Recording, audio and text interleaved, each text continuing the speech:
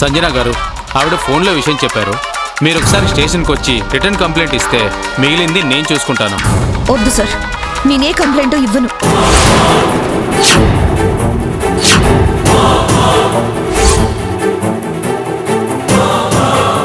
ఎందుకు సంజన? కంప్లైంట్లో కేసులో అంటే డాడీకి ప్రాబ్లం అవుతుంది, మీకు కూడా ఇబ్బంది అవుతుంది కదా. నలుగురు నాలుగు రకాలుగా అనుకుంటారు. వద్దు అంకుల్, కంప్లైంట్లు కేసులు ఏమీ వద్దు.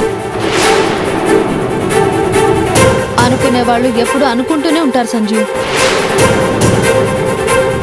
మనమైతే తప్పు చేసిన వాళ్ళని పోలీసులకి పట్టించాలి కదా, అది మన ధర్మం.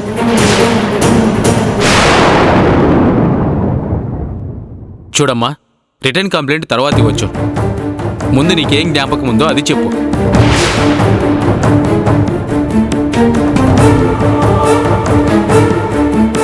రౌడీలు నన్ను పట్టుకోవడానికి నా వెంట పడ్డారు సార్.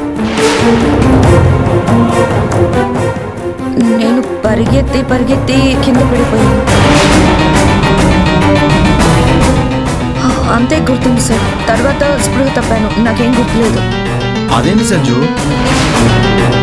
నేను తాళ్ళతో కట్టేసి కారులో పడేశారని నువ్వే కదా నాన్నకి ఫోన్ చేసి చెప్పావు. అది కూడా ఇన్స్పెక్టర్ గారికి చెప్పు.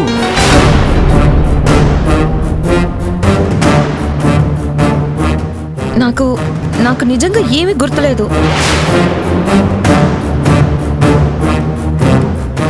ఇన్స్పెక్టర్ గారు, మేము వెళ్ళేసరికి తను స్పృహలో లేదు సార్. నేను చెప్తాను సార్. అక్కడ ఒక సిల్వర్ కార్లో సంజనని కట్టిపడేశారు. ఆ కార్ నెంబర్ ప్లేట్ మీద